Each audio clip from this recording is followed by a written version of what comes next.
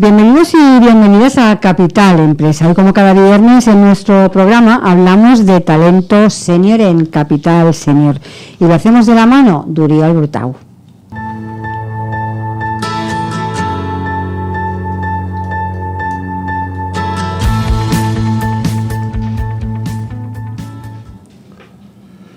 Suelo participar en cursos y eventos como ponente, hablando de temas de crecimiento empresarial, básicamente finanzas, tecnología, innovación y gestión. Solo en 2 ocasiones me han encargado charlas sobre cómo superar adversidades. Lo han hecho personas que conocen mi vida y creen que puedo aportar alguna reflexión. Y han sido las ocasiones en las que he recibido más comentarios y agradecimientos. La formación académica está basada en adquirir habilidades y conocimientos y poco o nada en gestionar aquellos que ya tenemos pero que no sabemos muy bien cómo gestionar. Esa es la realidad.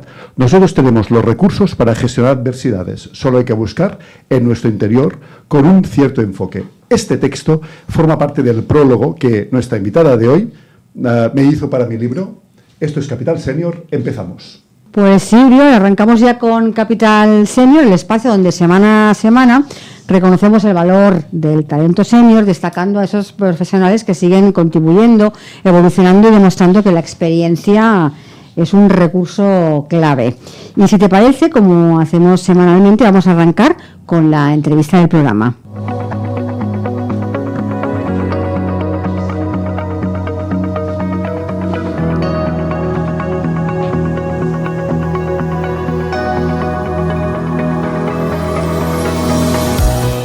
Pues sí, Montse, hoy nos acompaña Argelia García, CEO de ToGrowFi y además muy amiga mía. Como leía al principio, ella se avino y allí nos conocimos a escribir el prólogo de mi libro, El método creador de las oportunidades. Ella también es escritora y, pues, entre otros, tiene este libro, 3 preguntas para una gestión económica inteligente, que yo creo que es del 2016, puede ser, y todavía está en las librerías y todavía se vende. Hola Argelia, ¿qué tal? ¿Cómo estás? Hola Oriol. Pues sí que se vende, porque es un poco un libro de cabecera. Es un libro que es actual, siempre es actual. Perfecto. Y ayuda mucho a los empresarios en ese camino loco de gestionar los números.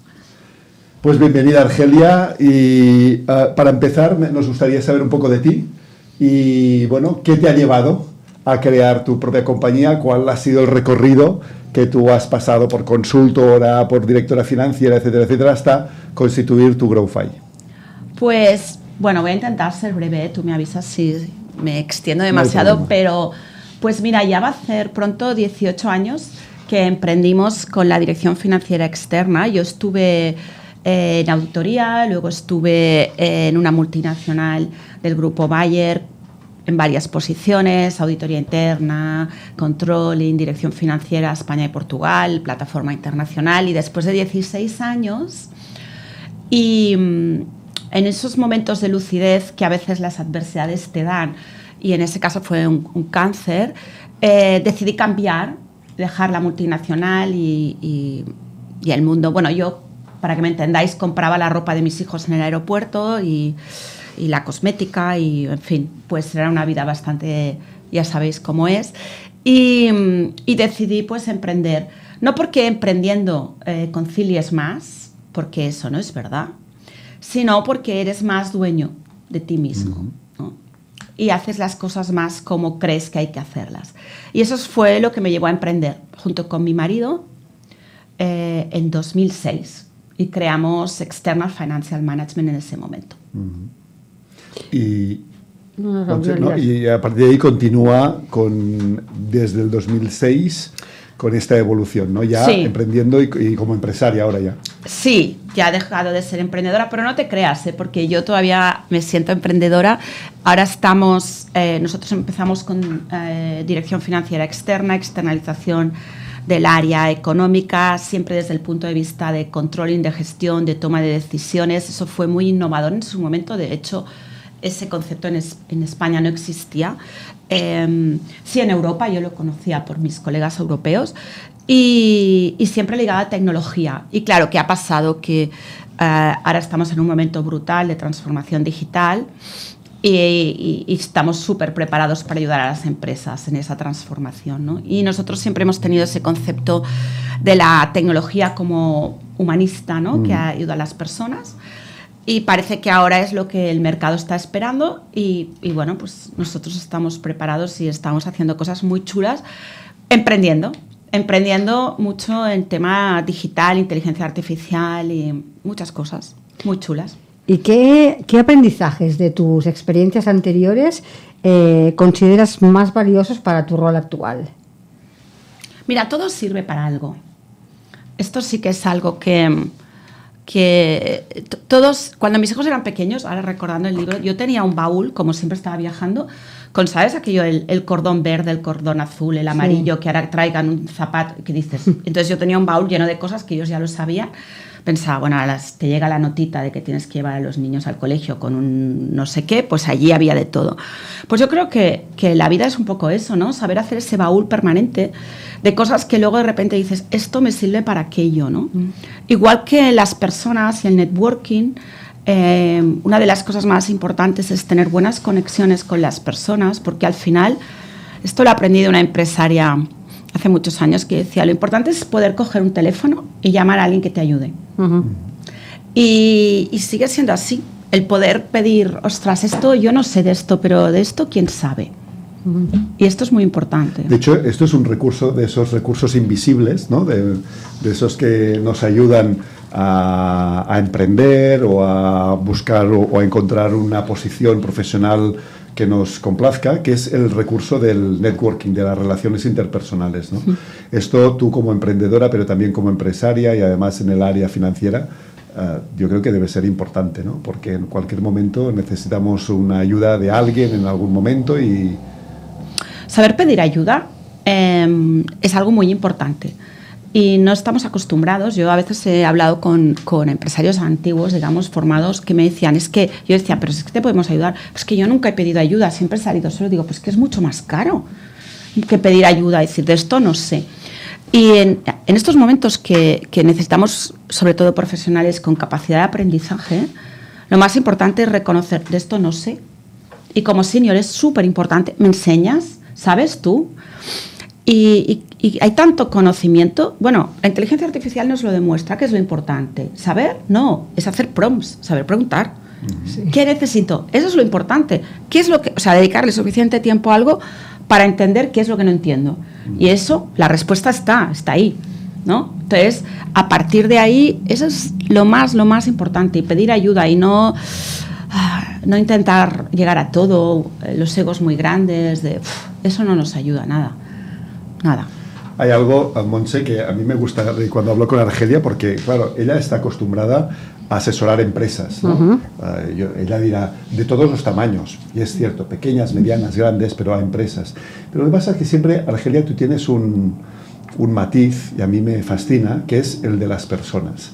A ti te interesan las personas especialmente. Cuando hablas de empresa, siempre acabas hablando de las personas, ¿no? De las personas pues, o que dirigen, o que emprenden, o que gestionan incluso los departamentos financieros, que para mí siempre son esos más grises y esos más cerrados, los más secretos, ¿no?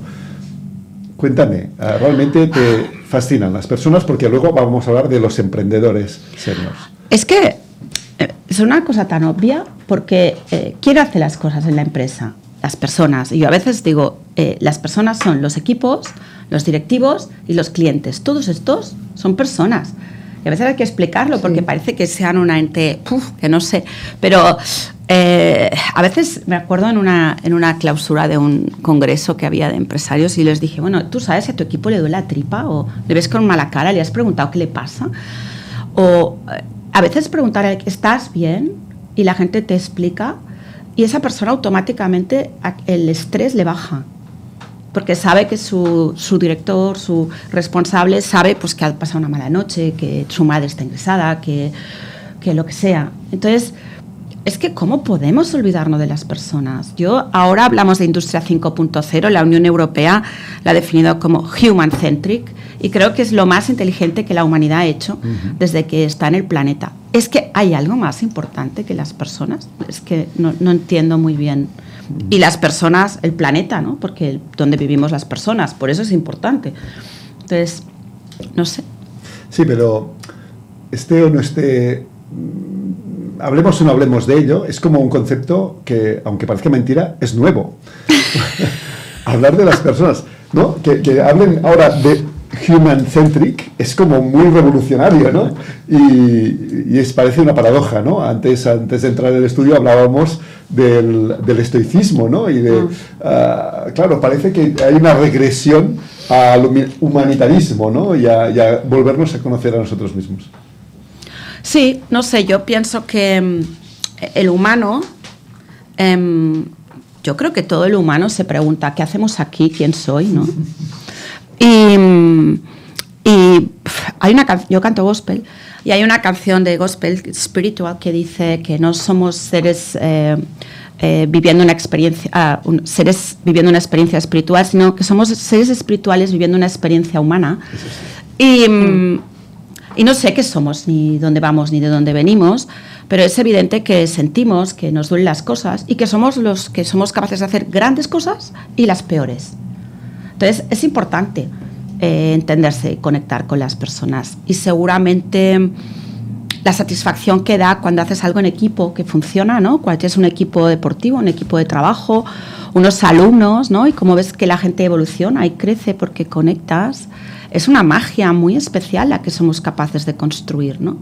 Entonces, yo era muy pequeña y pensaba, están hablando de todo, pero no están hablando de lo que realmente las personas sienten. Porque era muy observadora, ¿eh? Pensaba, pues, no hablan de las cosas que realmente importan.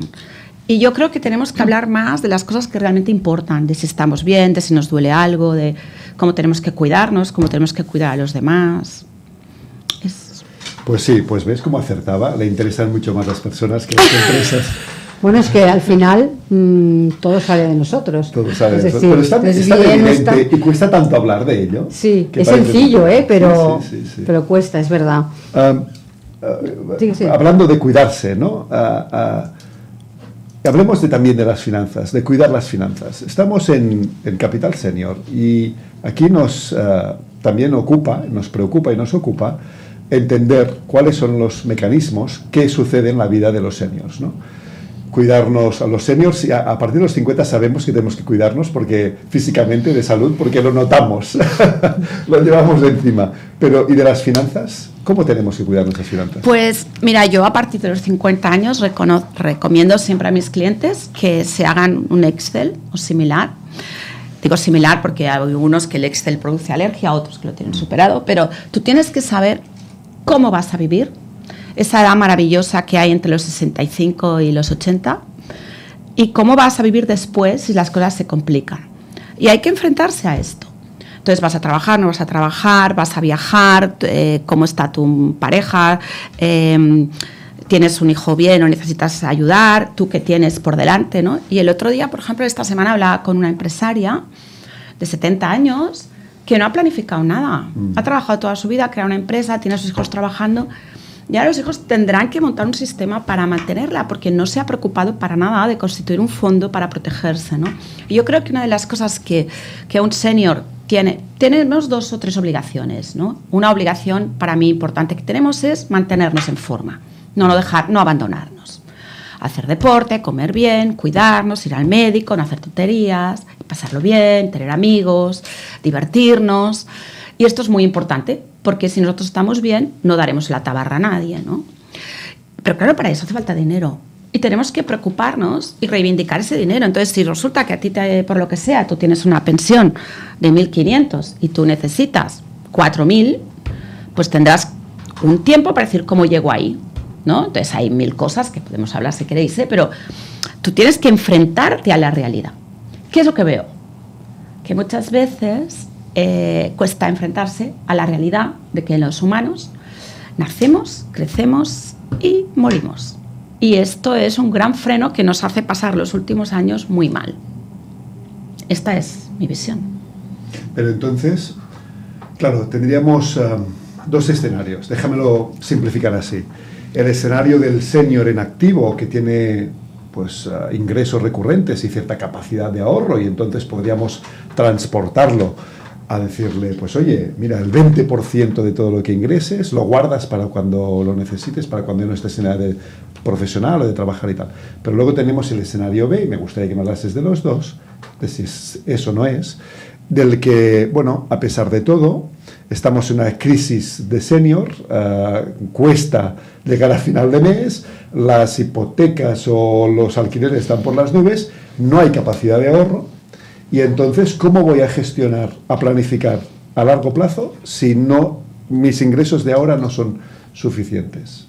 Escenario A, escenario B. El que, mira, yo, antes hablamos, tengo un hijo de 32 y uno de 27, y el de 32 le dije, tienes que empezar ya a planificar tu jubilación, porque el interés compuesto va a jugar a tu favor, y empieza ya a ahorrar.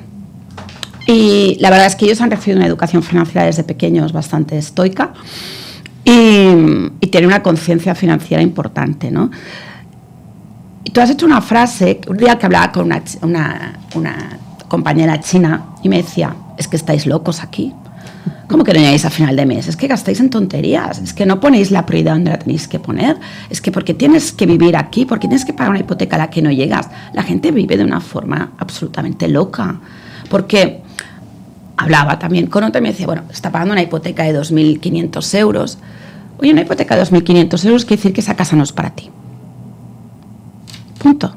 Tú puedes tener una casa tan grande como quieras, pero tienes que pagar, comprometerte a 30 años a 2.500 euros, no era para ti esa casa. Compra una casa más pequeña, busca otra manera. ¿Por qué tenemos que vivir es que es lo absurdo, el cómo la sociedad capitalista, una cierta, aquí en Cataluña hay mucho, una cierta visión clasista de cómo hay que vivir, y las etiquetas, y el qué dirán, y el vivir como los demás quieren, lleva a mucha gente a hacer cosas muy raras. Y una de ellas es a no llegar a final de mes. ¿Cómo que no llegas a final de mes?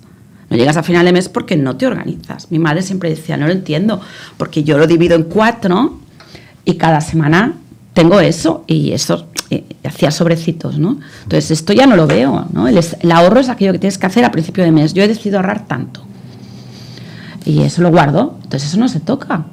Hay este ahorro para extras. Es que no se explica a la gente la verdad del dinero, igual que no se habla de sentimientos, ni de amor, ni de sexo, no se habla de dinero.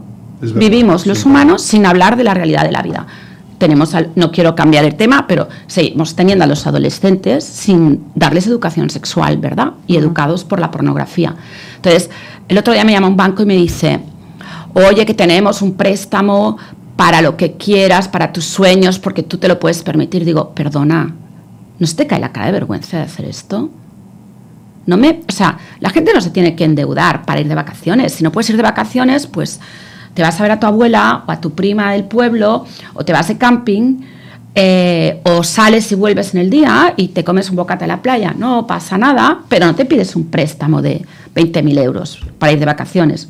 Te pides un préstamo para una hipoteca, para unos estudios de máster, el no sé qué, para algo serio, pero no para pasar unas vacaciones, que hay 1000 maneras de hacerlo. Bueno, este es el concepto de activo y pasivo, ¿no? Cuando tú pides un préstamo para algo que el retorno es puramente experiencial, bueno, pues si te lo puedes permitir, es un activo, si no, es un pasivo. No te reporta, no te genera más. Pero en cambio, si tú pides un préstamo para algo que te reportará dinero, que te permitirá devolver el préstamo y tal, el concepto activo y pasivo es un concepto que yo diría que resume la mayor parte de la educación financiera. ¿Es así? Bueno, tú tienes que ver cuál es el retorno de la inversión. Es decir, correcto, ¿yo para qué estoy invirtiendo? ¿Estoy pagándole a mi hijo un máster en Estados Unidos en la mejor escuela de cocina del mundo porque quiere ser cocinero y es muy bueno? Pues oye, nos apretamos el cinturón y se le paga ese máster porque realmente es su futuro. Y eso le va a permitir acceder a un nivel económico, a una serie de cosas. Tiene un sentido. Para hacer un crucero, ya lo haremos. Ahorramos primero, ¿sabes? Algo muy antiguo. Primero ahorramos y luego vemos qué podemos hacer. Y el otro día hablaba con una persona sobre la abundancia, ¿no? La abundancia no es ir a una tienda y gastarte 3.000 euros en ropa. La abundancia es decir, yo tengo 3.000 euros guardados y me voy a mirar qué hay. Uy, esto no me conviene, esto no. ¿En qué me quiero gastar esos 3.000? Entonces, cuando tú lo haces y tú sabes que los tienes y te los puedes gastar en lo que tú quieras, eso te hace sentir arropado. Y que dices, no me lo estoy gastando porque, qué tontería, si es que no me va a dar tiempo de ponerme toda esa ropa. Me voy a comprar esto, que es una prenda de abrigo, o una prenda que me gusta porque tal. Pero yo lo tengo y con eso yo me siento rico. El sentimiento de verdad de sentirte que hay abundancia viene más de ahorrar y tener y decidir que de caer en la tensión consumista que te lleva a la pobreza. El otro día alguien me dijo, y estaba haciendo memoria quién fue, que me dijo, mira, ser rico o ser pobre depende, va solo de 1 euro. Si te falta, eres pobre. Y si te sobra, eres rico, ¿no? Podría ser un poco este concepto, ¿no? A mí me gustaría volver un poco porque, claro, aquí, Montse, déjame decirte, normalmente hacemos entrevista primera parte, tertulia en la segunda, pero casi que hoy es entrevista tertulia todo en uno, ¿no? Es que escuchar a Argelia es un lujo. Pero yo ahora te voy a poner a prueba, Argelia. No has terminado mi pregunta anterior. Ay, perdona. Me gustaría que me respondieses en tu papel de estoica, ¿eh? Vale, tengo 55, estoy en un trabajo en precario porque me echaron o porque acabé, pero no acabo de encontrar, cobro algo, pero tengo obligaciones con los hijos, no tengo lujos, pero tengo obligaciones con los hijos, tengo alguna deuda todavía que estoy devolviendo, no ahorro. Antes hablabas de tu amiga china, los chinos, leí que eran la población más ahorradora del mundo, ahorran un promedio de un 40% Exacto. de lo que ganan, pero yo no soy chino, soy latino y estoy en esta situación, 55, con hijos al cargo, pagando universidades todavía, aquellas cosas, el mayor 36 y en casa, digo yo, estoy haciendo una fotografía un poco irónica, ¿eh? Y no llego, ¿qué hago? Bueno, con el de 36 hay que hablar. y de entrada. Una de las primeras cosas es que esa situación con los hijos hay que hablarlas con los hijos, ¿no? Porque uno de los problemas es que a veces educamos a los hijos como bobotes, ¿no? No me quiero ir, pero que sepáis que los niños suizos trabajan a partir de los 12 años. Y Suiza es el país más adelantado de Europa y con el nivel de vida más alto. Estamos educando a los niños muy mal, ¿vale? Tengo casos, mira, conozco una persona mayor en una situación parecida que le quebró la empresa, lo perdió todo, tiene una pensión. Pues tenía una casa que más o menos podía hacer y ha montado un pequeño Airbnb.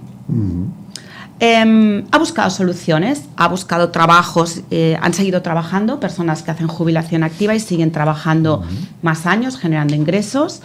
Hay caminos, ¿vale? Y es decir, hay que pensar desde siempre en que hay que pensar en el futuro y hay que ahorrar, pero a veces la adversidad pues te pone en esa situación, pero hay que plantearlo conjuntamente. Lo que no tenemos es por qué asumir, es que toda la responsabilidad recae sobre nosotros. Hay una tendencia muy absurda a crear hijos irresponsables que no son, es decir, el hijo mío no le puedo dar 100 euros cada fin de semana para que salga de juerga mientras yo tengo que estar trabajando no sé cuántas horas. Pues quizá hay que explicarle, hijo mío, en verano tienes que trabajar porque mira, a ver si puedes pagar la mitad de tu matrícula y tú también, y tú también, y tú también, y además tú limpias la casa y además no sé qué. Y hay que empezar a plantear que esto es de todos, ¿no? Y te tienes que poner en un sitio que toca. Y luego tienes que ver cómo puedes hacer diversos ingresos. Hay muchísimos trabajos por internet, yo he buscado, porque me los han pedido, muchos trabajos por internet que se pueden hacer cobrando 20 euros la hora, como ser profe de español online, o hacer traducciones, o varias cosas. Si buscáis por internet encontraréis mucho. Entonces, hay soluciones para buscar más ingresos. Hay una solución muy clásica que es estudiar y cualificarte. Algo que yo recomiendo a las personas que cumplen años en el planeta es que no dejen de aprender y de cualificarse, porque una persona que cumple años en el planeta y se cualifica se convierte en un sabio y no en un objeto antiguo o viejo, ¿no? Entonces, si es verdad que que la gente joven es más ágil con la tecnología, pero las personas mayores que tenemos más conocimiento somos más reflexivos y lo utilizamos de una forma más enfocada. Y todo lo que te da la vida hay que aprovecharlo. Pero lo que no puedes hacer es, qué desgraciado soy, me tienen discriminado porque tengo 55. Yo conozco mucha gente con edad avanzadas trabajando y siendo muy valorados en sus puestos de trabajo. Entonces, cualifícate, sigue adelante, mantén una actitud positiva, busca negocios, reparte responsabilidades. Nunca es tarde para educar a los hijos. De hecho, en este programa, y yo estoy harto de decir que es una paradoja que en el mundo laboral no se valore el expertise, la experiencia de los seniors, y que estos deban de ponerse a emprender o de ponerse en esta figura del executive interim, ¿no? Del ejecutivo externo, porque ahí sí que se valora la experiencia y el trayecto y todo lo que uno ha acumulado con los años, ¿no? Y en este caso yo quería preguntarte, bueno, o Montse, de alguna forma, vale, cuando estamos en esta situación, pues o decido emprender y porque las cosas pues me van bien y decido emprender. Aquí en este programa hablamos a menudo de que es bueno emprender a partir de los 40, 45. ¿Cuáles son los aspectos como emprendedor senior que debo considerar? Y también especialmente en tu caso, en tu área, en las finanzas. Yo emprendí a los 42. 42. Y es un momento ideal, porque cuando eres muy joven cometes muchos errores. Los hay muy jóvenes, muy creativos y muy innovadores, que son listos y se ponen un advisory board que les centre, porque lo realmente rico es la diversidad. Es muy bueno tener hombres, mujeres, jóvenes, mayores, chinos, italianos, españoles, australianos. Es lo importante tener gente diferente porque representa los diferentes puntos de vista, ¿no? Pero los 40 es una edad buenísima para emprender porque sueles tener una madurez profesional y todavía tienes la energía necesaria para correr riesgos, ¿no? ¿Y qué hay que tener en cuenta? Pues un emprendedor tiene que ser alguien arriesgado, pero que nunca pierda el control. Y yo te diría que cada vez que corro un riesgo yo sigo siendo arriesgada. Además, la verdad es que tengo la suerte que no duermo bien y no sufro, porque analizo los riesgos y pienso, bueno, ¿cuánto puedo perder aquí? Y saldremos de aquí, si pierdo, bueno, vale. Si creo que puedo perder mucho o que es un disparate, no lo hago. Pero sí que apuesto y a veces he perdido. Yo abrí una empresa en internet que fue un desastre total, contablesyfinancieros.com. Salió a internet el día que Obama estaba tomando posesión, mientras el discurso de Obama se oía. Yo saqué aquella empresa y fue un desastre. Ahí es cuando aprendí que en internet no se vende solo, que para vender en internet hay que invertir y mucho. Bueno, yo lo aprendí, bofetadas. El no vender es uno de los problemas más comunes de los startuperos en España. En España, en general, vender está mal visto, y eso pasa en Barcelona, en Madrid, y en Sevilla y en La Coruña. No sé, es una costura quizá católica o no sabría decirte, no sé, pero a la gente le cuesta vender. Y entonces te montan muchas financiaciones, muchas rondas y muchas cosas, pero dices, ¿pero por qué no has ido a vender? ¿Has ido al mercado? ¿Por qué no tienes feedback del mercado? ¿Ha gustado? ¿No ha gustado? ¿Qué has cambiado? Ayer mismo veía un proyecto y le digo, mira, yo iría a vender porque es que no necesitáis rondas todavía. ¿Y qué pasa? Que si te entra una ronda cuando tú todavía puedes vender, te vas a diluir antes. Dale más valor a tu empresa y entonces vete a buscar dinero para el crecimiento. Pero para empezar, si tu empresa está vendiendo 1 millón de euros, va a valer más que si tu empresa está vendiendo nada o 100.000 euros. Ya estás demostrando, ¿no? Valor. Y si de 2 millones la puedes llevar a 5, pues cuando tú hagas un salto de crecimiento va a tener más valor y tú no te vas a diluir tanto, ¿no? Entonces, vender y volver a vender. Esa es la recomendación para el emprendedor. Y no lo digo yo, Peter Drucker dice que una empresa es un sitio donde se vende, más o menos, es buscar y mantener clientes. Vender, es decir, que no señores, producto, señoras, para emprender, sea la edad que sea, hay que salir a vender, ¿verdad? Y si no sabes vender, como fue mi caso, que no sabía, que yo me empecé a encargar del desarrollo de negocio, porque mi socio, que era mi marido, me hice yo de operaciones, él venía de KPMG, de auditoría, y yo había hecho mucha negociación y tal. ¿Tú qué negocias? Pero claro, negociar no es vender. Y me fui a esa de aprender y ya está. Se aprende todo. Lo que no sepas, esto es importante. Yo diría que vender y aprender, que rima además. Vender y aprender. Y mira, y por cierto, ahora nos hablabas de ya vamos mal de tiempo, fatal. Montse. Bueno, pero sí que quería solamente una última pregunta, si me lo permites, y luego en la tertulia ampliaremos, pero nos hablabas ahora de esta empresa de internet que creaste y tal. Al final, no tanto de la empresa, pero sí del por qué la creaste. Tú eres una fan de la tecnología. Ah, sí. Pero fíjate que yo en el 97 estuve en la primera implantación de SAP R3, uno de los primeros RPs de SAP R3 en el grupo Bayen en el mundo. Yo era la key user de finanzas. Entonces, para mí, las finanzas y la tecnología han ido juntas. Y luego también estuve en los inicios de la transformación digital, porque yo estaba en Agfa Geber. Y entonces vi cómo aparecía la cámara digital y ¡bum!, caía totalmente. Después de la cámara digital, la impresión digital, lo viví en primera línea y ya sabía yo que iba a llegar a todas partes, ¿no? Lo sabía porque lo había leído, no porque es que yo tuviera ciencia infusa, pero bueno, es algo que es apasionante. Es lo que lo hemos creado los humanos. Yo creo que es algo que tenemos que abrazar y entender y alfabetizarnos a nivel tecnológico, no rechazarlo nunca. Una de las cosas que yo creo que los seniors deben tener claro es que si no saben hacer esto, un nieto, un sobrino, lo que sea, explícame. Porque el partido que nosotros podemos sacar a las cosas es mucho más grande que el partido que le puede sacar a una persona joven. Pero no lo entendemos, preguntemos, no pasa nada. Qué bien. Pues luego continuamos hablando con Argelia. Lo dejamos en este partido. Le dejamos aquí en el partido, en la media parte. Y si te parece, vamos a darle un giro. Como siempre, hablamos de libros.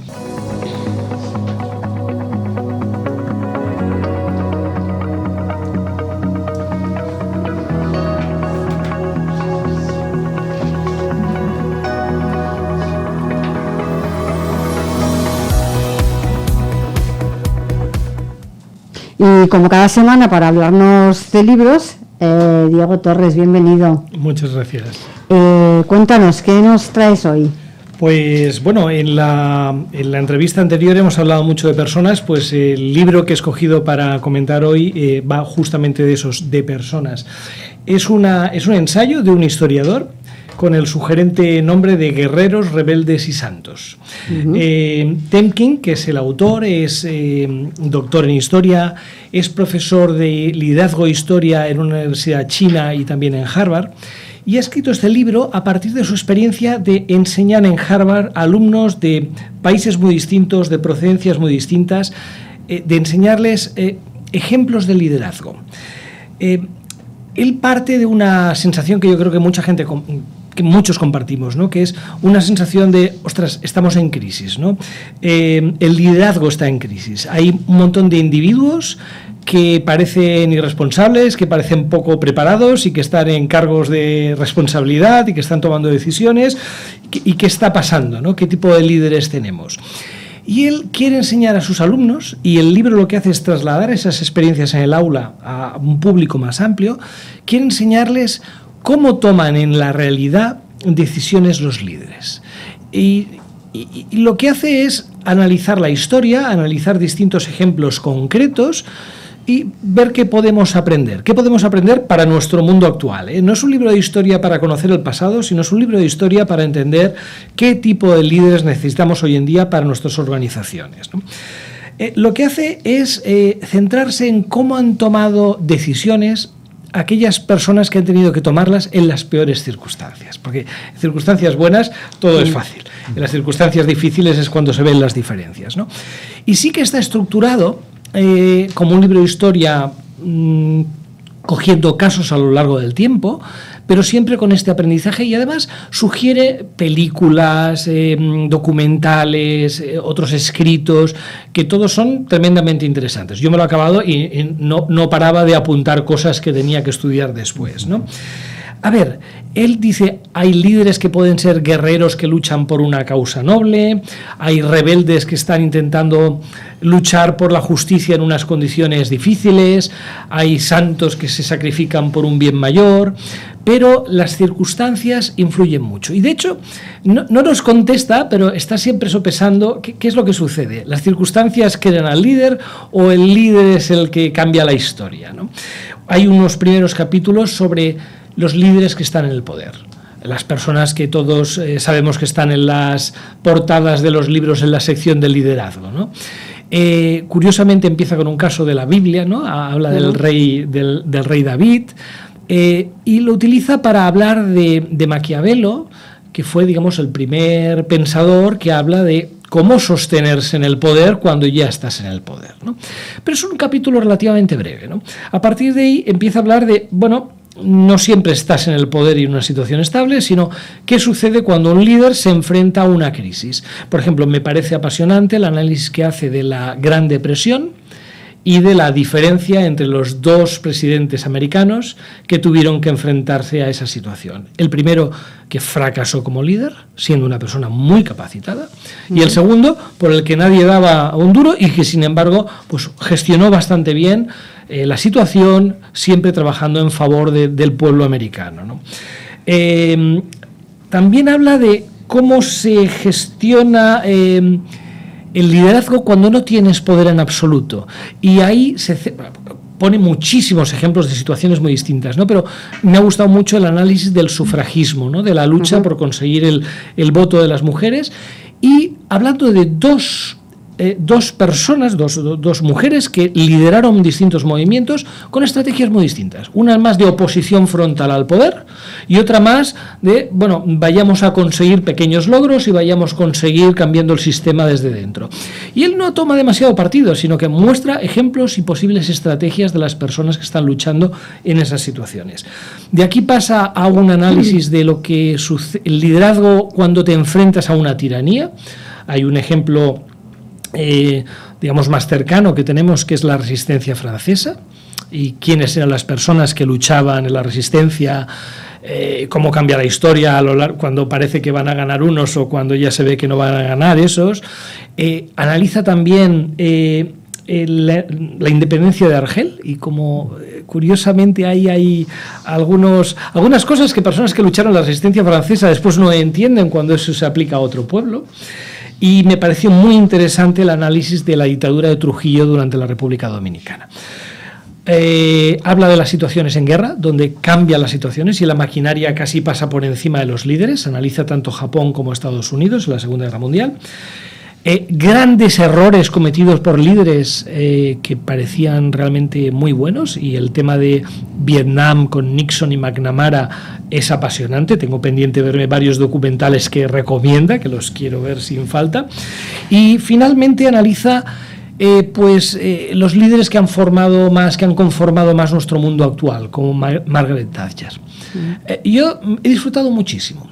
Y fijaros que os decía, sí, es un libro de historia, y es un libro de historia no clásico, pero bueno, que hablamos de historia, pero es que te deja, no digo con respuestas, pero con un montón de preguntas sobre nosotros. ¿Qué tipo de líderes necesitamos en nuestras empresas, en nuestras sociedades? ¿Cómo aparecen? ¿Cuáles son los errores que pueden cometer? Muy recomendable. Un ensayo para el que le gusta la historia más que para otros, pero un gran libro. Diego, según el análisis que hace el autor, ¿qué hace que un guerrero, un rebelde o un santo se diferencie del resto de personas? Bueno, esa pregunta que comentaba que está subyacente en todo el libro, que es más importante, ¿la persona es la que genera esto o las circunstancias? Yo creo que no lo contesta de forma directa, pero creo que subyace una respuesta, que es la combinación. Ciertas personas en determinadas situaciones florecen, incluso como algunos de los ejemplos que os ponía de la Gran Depresión, bueno, no parecía que fuera a ser un gran líder y sin embargo resulta que ataca los problemas reales que tiene la población y acaba, bueno, con un éxito relativo, como en toda situación complicada, pero da un resultado positivo finalmente. Y en otros casos, ostras, las circunstancias las que, digamos, seleccionan. La combinación entre las personas y las circunstancias es lo que genera estos líderes.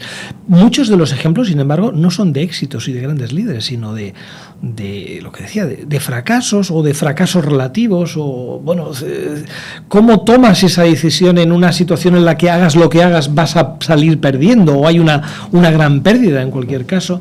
Es como muy humano. O sea, no analiza las grandes figuras, sino los problemas de la condición humana en situaciones complejas. Y en el contexto actual, ¿no?, en el día hoy, ¿cómo podemos aplicar los valores de liderazgo, ¿no?, de liderazgo moral que plantea el libro?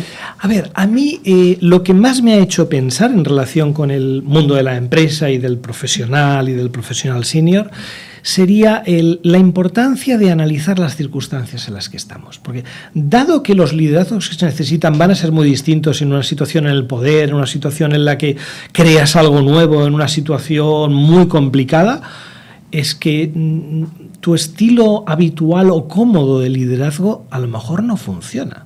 A lo mejor tienes que hacer un esfuerzo consciente para liderar no como te sale a ti, sino como requiere la situación.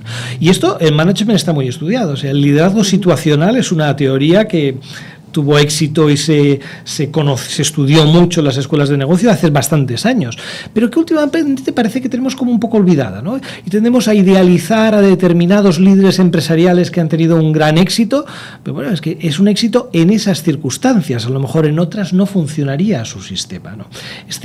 Analizar las circunstancias y adaptarte en la medida que uno puede, me parece que es una lección importante también de la lectura del libro. Pues... Sí, en general somos, iba a decir, un poco ingenuos, ¿no?, a la hora de pensar en los conceptos, y en cambio libros como estos nos sitúan, y nos ubican, y un poco como decía Argelia, todos tenemos que ser un poco vendedores y también un poco líderes, ¿verdad? Al menos de nuestras vidas. Pues Diego, como siempre, muchas gracias por el libro de esta semana, y continuamos ahora con nuestra pequeña tertulia.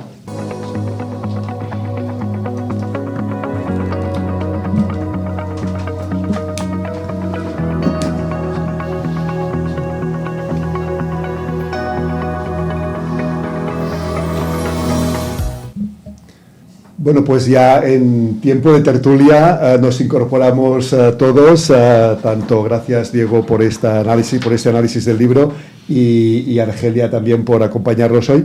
Y lo dejábamos en aquello de tomar partido de la tecnología, en la entrevista con Argelia, que decíamos, los seniors deben tomar partido con la tecnología, deben ser parte de la tecnología, y es verdad, y es un debate que a menudo tenemos. Parece que la tecnología va asociada a los jóvenes y a los jóvenes que van vestidos ahí con bambas y tejanos, ¿no?, con zapatillas y tejanos, pero que no, que realmente la tecnología también forma parte de los cambios que los seniors hemos vivido, ¿no? Somos parte de esa transformación. Tú hablabas de ACFA, ¿no?, y de la transformación tecnológica y de la fotografía digital, y ¿por qué tenemos esa creencia de asociar tecnología con juventud y no normalizar que la tecnología forma parte de la vida de las personas, tengamos la edad que tengamos, Argelia? Yo creo que dándole vueltas a los temas, que yo soy mucho de dar vueltas, hay una serie de cosas que nos han educado por edades, ¿no? Hemos ido al colegio con los de 6 años, luego con los de 7, luego con los del 8, entonces con los de 12 ni hablas, cuando tienes 12 los 7 ni los ves, y estamos educados como por franjas de edades. Esto es un gran problema que debería cambiarse, hacerlo mucho más mezclado, esto de las edades, porque luego cuando tú te haces mayor, tú tienes amigos 10 y 20 años más jóvenes. Y yo personalmente con la gente, a mí dicen los Zetas me encantan, o sea, yo estoy tan de acuerdo con los Zetas, más que con los millennials, por filosofía vital. Entonces, ¿qué problema hay? Nosotros me acuerdo que en el DES, en Málaga, había una conferencia sobre la importancia y el error que había sobre los boomers como gran target de ventas, ¿no? Es un sector con una gran capacidad adquisitiva, más formado, más culto, con una serie de cosas, y no se puede olvidar, y además bastante digital, ¿no? Entonces, ¿por qué existe esa concepción basada en...? Pues no lo sé. Yo no soy antropóloga, pero es absurdo. Nosotros somos pioneros digitales. Nosotros hemos llegado a la tecnología... yo me acuerdo de los módems cuando sonaban, de cuando Hacienda decidió que había que hacer las cosas por Internet. ¡Wow! Internet, Hacienda, esto debe estar bien. Somos pioneros. No sé, mi madre, que ya murió hace años, pero estaba sus últimos años, que se fue a una residencia porque decía que allí hacía lo que quería, y ella era la única que se conectaba al ordenador y se lo pasaba a bomba. Decía, ha ido a Gijón, ella era asturiana, fíjate, hija, y está cambiadísimo porque iba con... Pues es que te da una calidad de vida cuando te haces mayor, Internet, espectacular. Entonces, ¿por qué esa resistencia? No lo sé, pero no nos sirve para nada, ¿eh? La resistencia a la innovación. Tú, Diego, también eres un fan, ¿no?, de la tecnología, también convives con ella, ¿no? Sí, yo creo, claro, a ver, es un tema en el que no tengo estudios, no tengo datos, posiblemente puedo opinar más por introspección que por otra cosa, pero claro, cuando tienes algunos años te das cuenta que has vivido muchas tecnologías. Antes de empezar el programa, ¿no?, hablábamos informalmente y decíamos, bueno, yo toqué todavía la tarjeta perforada.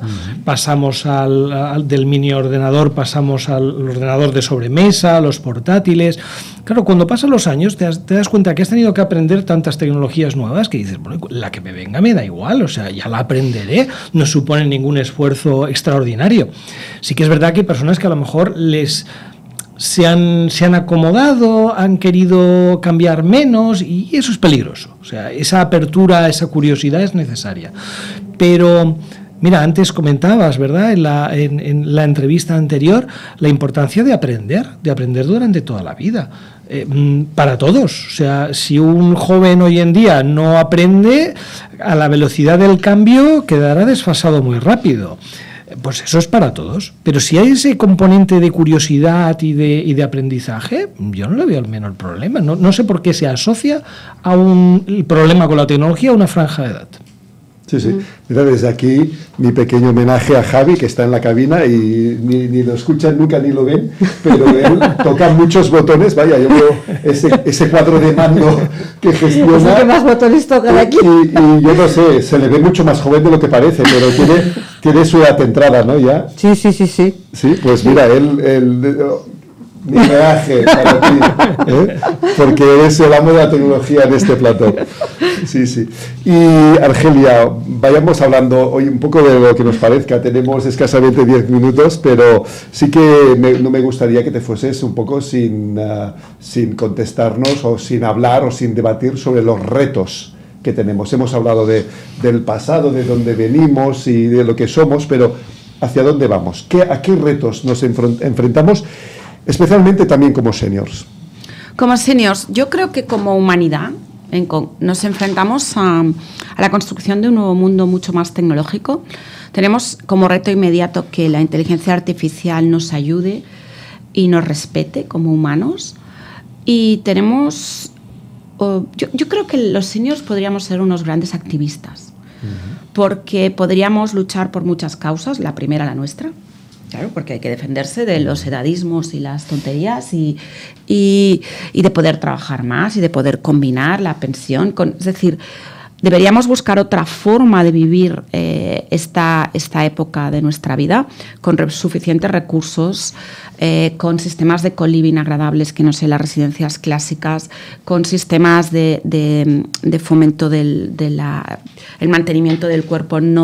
Una de las cosas para mí horribles que pasa en nuestro país es esa hipermedicación de los mayores, es decir, tienes colesterol y te dan una pastilla. No, perdona, tienes colesterol, tienes que hacer dieta, tienes que hacer deporte, y si no eres capaz de mejorarlo, entonces ya hablaremos. Entonces, el trato médico de los mayores hipermedicados que les produce enfermedades que no tenían es algo que deberíamos luchar por cambiar y deja de hipermedicarnos a todos. Yo soy de las que pienso que es verdad que me quedé con una intolerancia a muchos medicamentos después de la quimioterapia, pero estoy encantada de la vida, porque eso hace que no me tomen muchas porquerías que rápidamente te las enchufan. Y creo que eso es algo que, no sé si os dais cuenta, que están hipermedicados y que ponen las pastillitas en línea, y eso es algo que deberíamos luchar. Yo creo que los seniors más sabios deberíamos ejercer nuestro papel de sabios y poder ser activistas, ya que si lo hemos hecho bien no tendremos que ganarnos la vida o podremos compaginarlo. Tenemos un papel muy interesante como activistas para cambiar el mundo. No solo es de los jóvenes el cambiar el mundo, podemos hacer una alianza con los jóvenes para ayudarlos a cambiar el mundo, ¿no? Entonces, y un mundo más humano. Estamos en muy buen camino. Tenemos los ODS, tenemos los principios de la Unión Europea, del Next Generation, el Human Centric, el verde, igualdad. Pero hay que empujar. Como sociedad en general, nosotros en España somos una sociedad de la queja y poco dada a hacer cosas de verdad. No somos como los franceses que salen y la lían, por decirlo de alguna manera. ¿Cortan cabezas? Y somos, mucho de quejar y mucha broma, pero ahí estamos. Tenemos ejemplos muy recientes, los cuales pues falta lucha y ser activista. Ya sé que esto no gusta a nadie, pero bueno, como cada vez soy más senior, cada vez pienso que el papel de activista es un papel importante, y si no hubiera activistas no tendríamos muchas de las cosas que tenemos que agradecérselas a mucha gente que ha luchado por ello. Y creo que todavía tenemos edad y energía para cambiar el mundo. Un activista es un líder, ¿verdad? Un líder de masas, un líder capaz de imponer, viendo un futuro mejor. Hablabas de que en el libro que nos comentabas hoy, de que a menudo hablamos de casos de fracasos de líderes, pero todos en común pueden tener esto, ¿no? Que ven un mundo mejor, una situación mejor. Efectivamente, y creo que coincido mucho en lo que se decía hace un momentito. Estamos en un momento de cambio. O sea, claramente se necesitará algún modelo distinto, se necesitarán cambiar muchas cosas. Y la tecnología es un elemento, pero ni siquiera creo que sea el más importante. Hacen falta liderazgos nuevos. Pero el liderazgo efectivo suele requerir experiencia. Y ahí, si las personas con experiencia no se ponen un poco más activas en aportar, tendremos una carencia importante. Sí. Parece que como que ya nos queda poco, ¿no?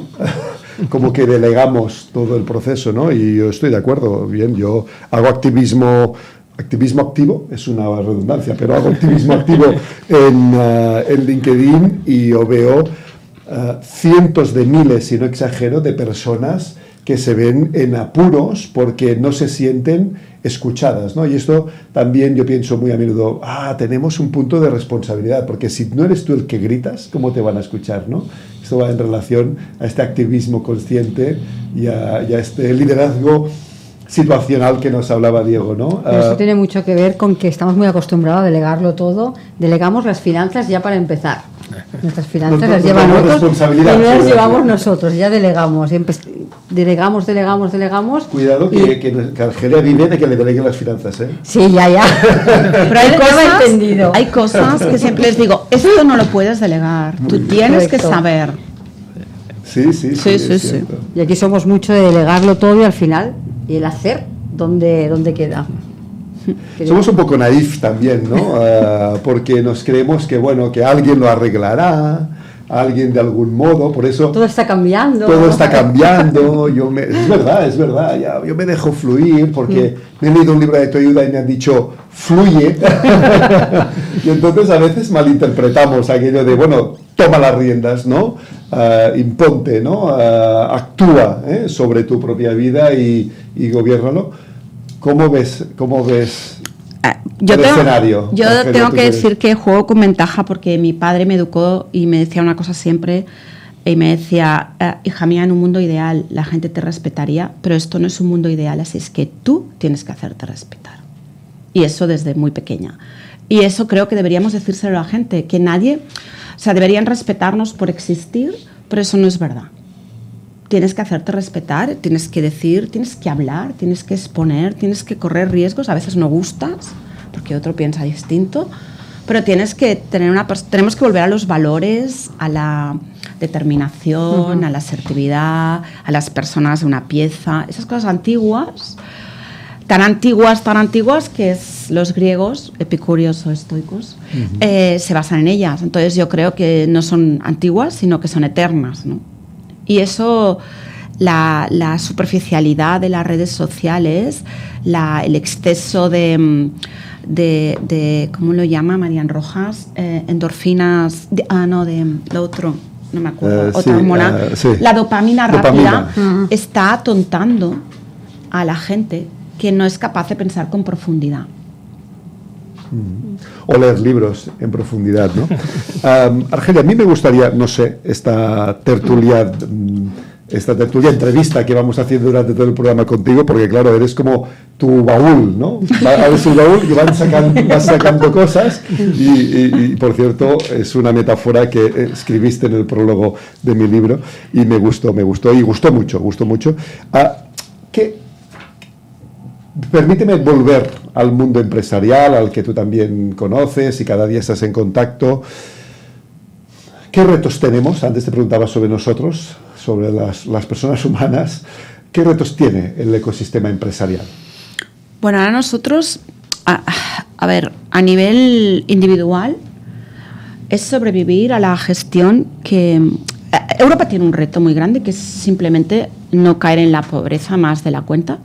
Somos poco productivos, estamos a la cola en tecnología, estamos a la cola en minerales básicos para mantener la tecnología, estamos desplazados del poder mundial y tenemos un reto como Europa tiene un reto muy grande, ¿vale? Si no, yo pienso que vamos a una pobreza y un deterioramiento de la calidad de vida en Europa y eso es así, eso es un reto para mí de Europa, en concreto donde estamos, ¿no? El mundo tiene el reto de sobrevivir a la mala gestión del planeta y nosotros como personas tenemos el reto de ser capaces de sacar nuestras empresas adelante, nuestras familias que están ahí en la empresa y que eso se haga pues creando nuevos líderes en la propia empresa, porque no se trata de liderar, sino se trata de crear nuevos líderes que nos sustituyan, que lo hagan mejor que nosotros y que se adapten a este nuevo mundo cambiante que tenemos, muy difícil, que no sabemos el camino. O sea, no vamos a la tecnología es un camino y la finalidad es sobrevivir en el planeta en condiciones de bienestar. Es un reto que sé que parezco muy optimista, pero que a veces creo que ya hemos perdido. Y déjame intentar no ser tan romántico, sino, y las empresas como player, como instrumento, como persona, aunque jurídica, ¿qué deben hacer para afrontarlo? Pues las empresas tienen que sostenerse en el día a día, pensar en el futuro y hacer crecer a las personas, porque el liderazgo en España, por motivos históricos que se arrastran desde hace muchos años, tiene que cambiar de forma radical. Diría que el 80% de las direcciones son obsoletas y creen en el fallo, el error y cosas raras, en lugar de en la prueba, en la innovación, en empoderar a las personas, en el accountability, en la autorresponsabilidad de las personas que trabajan, en el aprendizaje continuo.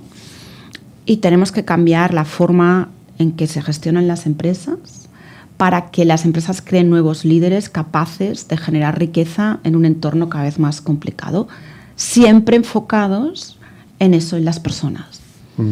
Es la única esperanza. Hemos hecho la transición definitiva de la empresa de producción industrial a la empresa de crecimiento personal, ¿no? Bueno, es que el crecimiento personal es el que... Estamos en el momento del conocimiento. Y el conocimiento... Es la nueva industria, ¿verdad? Claro, es que la inteligencia artificial la hacen personas. Solo podrán aplicar la inteligencia artificial personas que entiendan las necesidades que hay que cubrir.